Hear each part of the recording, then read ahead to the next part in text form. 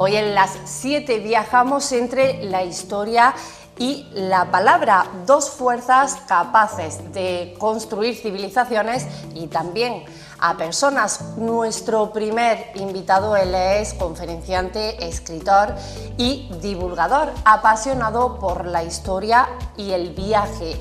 Su mirada nos transporta a Oriente, a esos imperios y personajes que cambiaron el mundo. Con él hablaremos de Alejandro Magno, de Irak, de Asia Central y del arte de contar la historia con alma. Además, también descubriendo cómo el pasado sigue hablándonos hoy. Damos la bienvenida a Roberto J. Quero. Muy buenas tardes. Muchísimas gracias. Un placer es mío de nuevo de estar aquí en esta casa. Decía, ¿no? Te encanta, te apasiona la historia, también el viaje, eres conferenciante, escritor, divulgador. De hecho, ahora hablaremos de una conferencia que diste hace apenas menos de una semana, el día 17. Hablaremos de todo esto durante nuestra entrevista. Pero antes, un poquito de los inicios, ¿no? Llevas años explorando Oriente y sus raíces, escribiendo libros sobre ello, conferencias. ¿Qué es lo que te atrapó de esa parte del mundo y cómo comenzaste ese viaje intelectual?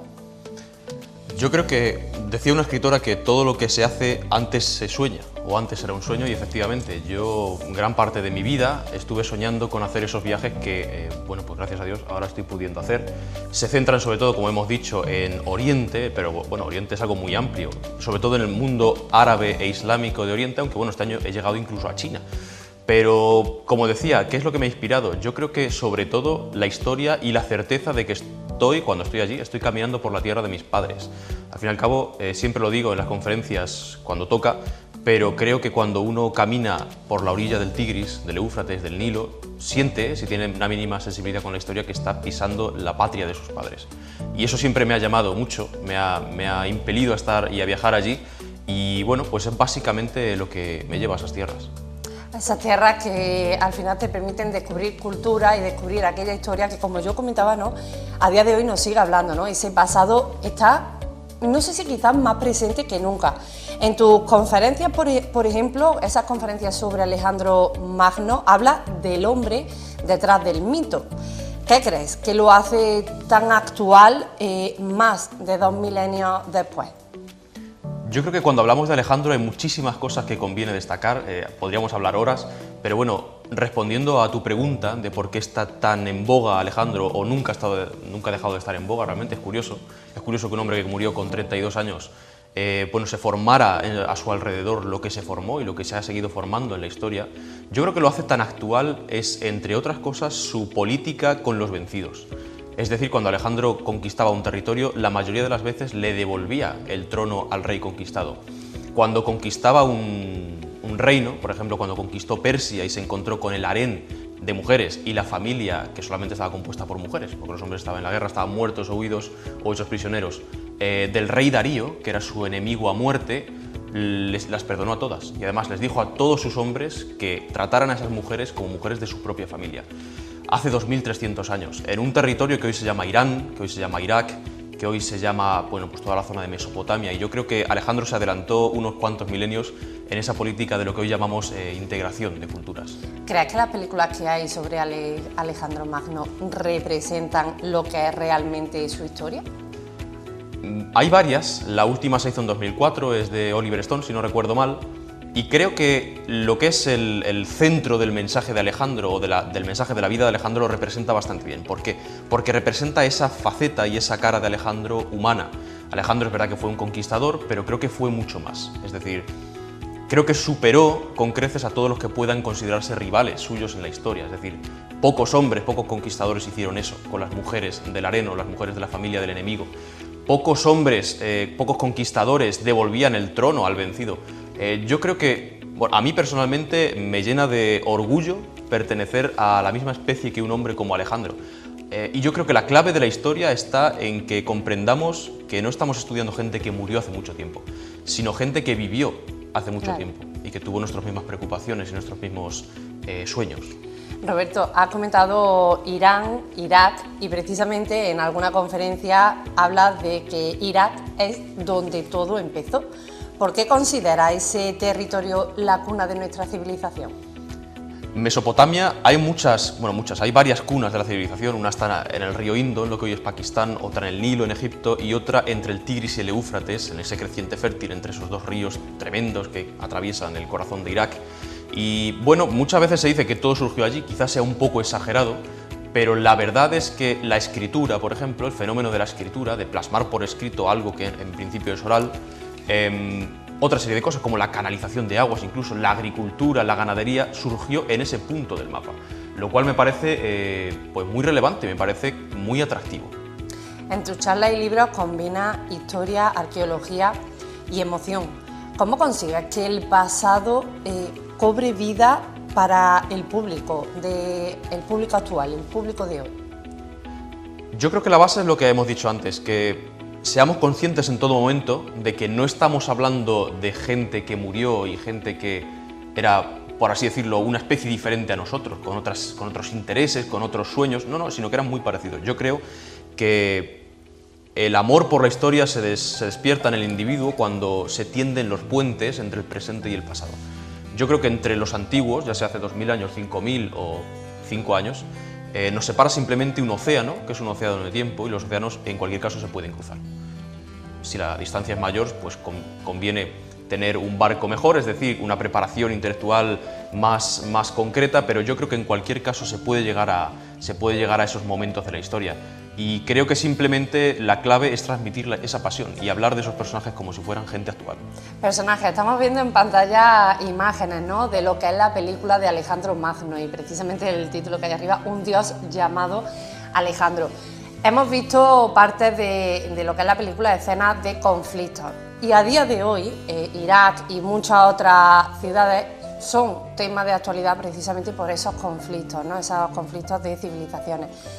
¿Qué opinas al respecto de lo que eran los conflictos hace 2 milenios, como se representa en la película de Alejandro Magno, a los conflictos de la actualidad?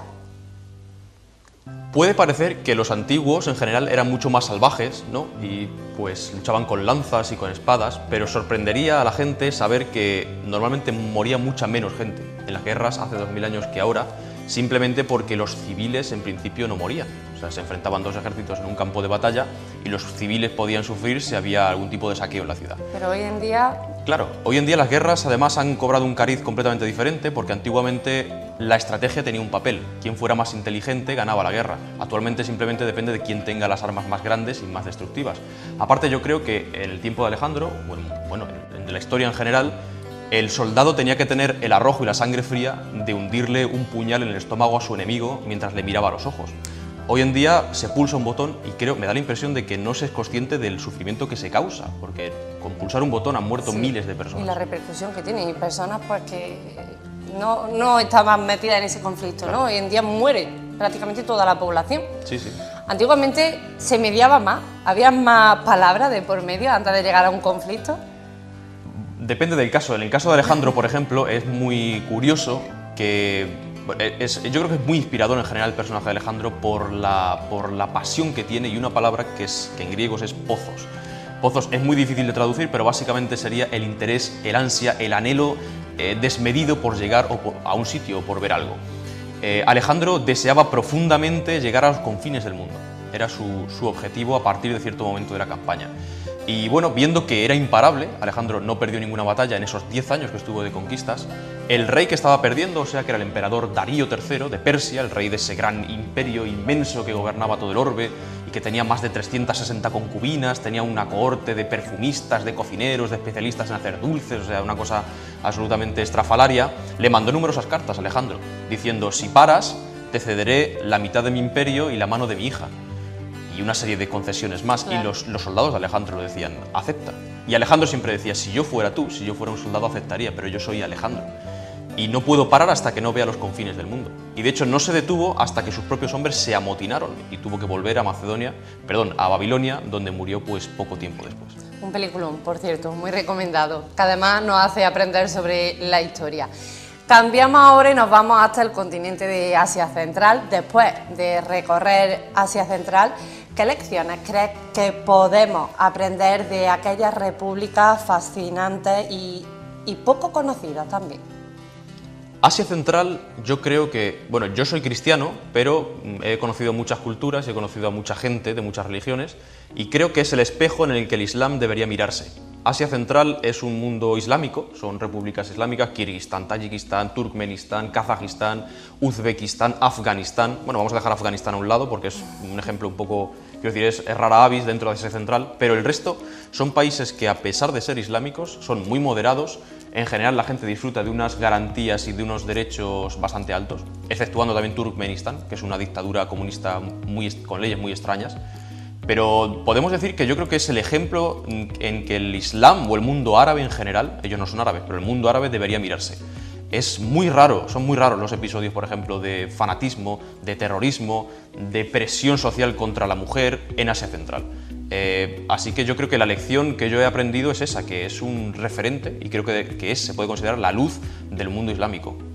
Teniendo en cuenta, como decía al principio, que ofreciste una conferencia el pasado 17 en la universidad, si no me equivoco, en la de Filosofía y Letras. Sí. ¿Qué repercusión tienen todos estos temas, lo que es toda la historia, la cultura en la juventud, en esos estudiantes universitarios? Puede parecer sorprendente, como decía, pero creo que cada vez interesa más. Yo sé que activamente, por parte de diferentes gobiernos, se ha perseguido el estudio del latín, del griego, o sea, de los estudios clásicos, diciendo que son lenguas muertas, que eso no sirve para nada, que lo que hay que hacer es estudiar, bueno, pues algo que tenga que ver con la economía, con el progreso. Bueno, yo creo que el latín no está muerto, ni ha muerto nunca, en la medida en que para leer a los clásicos que nos siguen inspirando hoy tenemos que aprender latín, si queremos leerlos en su propia lengua. Y creo que sería un error desecharlos simplemente por ser antiguos o simplemente por estar en otra lengua. Creo que toda la inspiración de lo que somos como sociedad y como individuos actualmente proviene de esos clásicos. Y creo que merece mucho la pena estudiarlos y meternos en su mundo. De hecho, son muchos los que te siguen no solo en las conferencias, sino también en tu podcast, que también hace mucho sobre estos temas que hemos hablado. ¿Sientes que hoy la gente, ya no solo la juventud, sino ya también los adultos, ¿no?, tienen más sed de historia o de historias? Yo creo que actualmente, más que nunca, ha habido periodos en la historia en que yo creo que eso se ha repetido, pero en los últimos siglos creo que es la primera vez que ha pasado. La gente tiene sed de trascendencia, la gente tiene sed de eternidad. En un mundo en lo que todo es efímero, todo es cambiante, todo es pasajero, la gente tiene sed de algo que permanezca y de algo que le inspire, pero no esta tarde, sino que le inspire el resto de su vida. A mí la historia de Alejandro puede parecer absurdo, ¿no? Un hombre que nació y que murió hace 2300 años, que me inspire a mí en un mundo completamente diferente. A mí personalmente me inspiró mucho. Y estos viajes han llegado a mi vida en gran medida como una inspiración.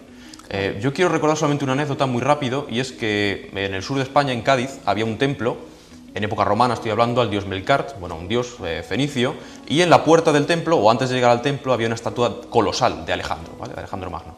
Y se cuenta que Julio César, cuando estuvo en Hispania, en España, fue a ese templo y contempló la estatua de Alejandro Magno. Y para sorpresa de los que iban con él, cuando la contempló, rompió a llorar, vamos, inconsolablemente. Los que iban con él le preguntaron: Julio, ¿por qué lloras? Es Alejandro. Y les dijo: ¿no os parece digno de pensar y de reflexión que Alejandro, con 30 años, que es cuando murió, hubiera visto todo el mundo y conquistado tantos pueblos y gobernado sobre tantas gentes, y yo, a la edad que tengo, no haya hecho nada digno de memoria? Y eso fue lo que le inspiró a él personalmente para saltar de ese puesto local que tenía como administrador, quiero decir, algo completamente irrelevante en la historia, a ser el gran conquistador que hoy conocemos hoy en día, de las Galias y el hombre eterno. Que hoy en día conocemos a ese hombre. ¿Pero qué crees que le falta a la sociedad, a la civilización actual, de lo que fue aquel hombre, de los principios, de los valores, de esa lucha? ¿Qué crees que es lo que falta a día de hoy? Faltan muchas cosas, y tampoco quiero ser derrotista, tenemos otras muchas cosas que no había en ese momento. Es la realidad. Muchas comodidades es lo que tenemos hoy en día. Exactamente. La gente, estamos viendo en imágenes a Alejandro cubierto de sangre con 20 y tantos años, de la sangre propia de los amigos y de los enemigos, llorando en el campo de batalla de Gaugamela, viendo la destrucción que había ocasionado una muerte. Y bueno, se exponían a la muerte constantemente. Alejandro luchaba, siendo el rey, en primera línea de batalla con un casco que tenía 2 penachos blancos para que el enemigo supiera quién era el rey. O sea, no se ocultaba ni se escondía detrás de las filas del ejército. ¿Qué puede faltar hoy en día? Yo creo que precisamente eso, la valentía y el honor. Vemos constantemente que se llega a acuerdos, se llega a altos el fuego en conflictos armados y que sistemáticamente se violan por parte de las dos partes. Eso era inconcebible en el mundo antiguo. De hecho, Esparta, por ejemplo, tenía una fiesta que era la fiesta de las Carneas, y en la fiesta de las Carneas estaba prohibido combatir, aunque estuvieran en guerra, separado. En los Juegos Olímpicos, Grecia no combatía. Y los integrantes de los deportistas, podemos decir entre comillas, de las diferentes ciudades, aunque estuvieran enfrentadas a muerte y matándose, paraban la guerra y se dedicaban al deporte. No solamente creo que falta esa valentía en el ámbito del combate, del conflicto, sino también en la persona de a pie, ¿no? Del día a día, el luchar por conquistar aquellos sueños, aquellos objetivos que queremos conseguir. Pero como tenemos tantas comodidades, pues al final estamos muy acomodados. No sé si estás de acuerdo. Efectivamente, me refería a eso, quizás no me he expresado bien, pero me refería a la valentía en el día a día y sobre todo en la vida privada. O sea, yo de verdad, estas personas que yo he conocido, no tanto en Asia Central, pero en los países árabes, en los países que han pasado guerras, Irak ha vivido 3 guerras en las últimas décadas. La gente no tiene miedo a morir, o sea, porque ha estado expuesta a la muerte constantemente y le falta esa cobardía que muchas veces tenemos ante la pérdida de garantía. Y no nos gustaría tener que llegar a esos extremos para conocer lo que es la valentía. Voy a terminar, Roberto, haciéndote una pregunta. Has hablado mucho de Alejandro Magno, pero si pudiera compartir una cena con un personaje histórico de tus investigaciones, ¿con quién sería y qué le preguntaría? Bueno, yo creo que la historia se divide en 2 partes, para los que crean en algo, y son los personajes religiosos y los no religiosos. Yo siempre digo que Alejandro es la persona que más ha influido en la historia, no lo digo yo, lo dicen los estudios históricos, no religioso. Bueno, para mí, que soy cristiano, si tuviera que compartir una cena, la compartiría con Jesús de Nazaret, obviamente, y me encantaría preguntarle muchísimas cosas. O sea, sería un ciclo de cenas, yo creo. No tendría fin, ¿no? Ya se podría reservar fin, la agenda. Claro, que preguntarle pues muchísimas cosas. Pero si saltamos de la religión al mundo civil, entre comillas, me gustaría compartirla con 2 personajes, si me permites que sean 2. Una sería Alejandro, yo creo que es uno de los hombres cuya mirada tiene que haber sido más irresistible en el sentido literal, o sea, una persona más atractiva a la conversación. Y el segundo, el historiador Tucídides, que pensaba que la historia era cíclica y que la historia seguía unas leyes. Y en la medida en que las circunstancias se repiten, la historia está condenada a repetirse. Y es lo que vemos. La historia es una rueda y siempre volvemos al mismo punto de partida, ¿no? Y sin aprender quizás de los errores. Efectivamente, sí, sí. Roberto, muchísimas gracias por habernos acompañado y sobre todo por habernos enriquecido con esa cultura y esa historia y el origen que nosotros tenemos. Muchísimas gracias, un placer. Gracias a ustedes, el placer es mío.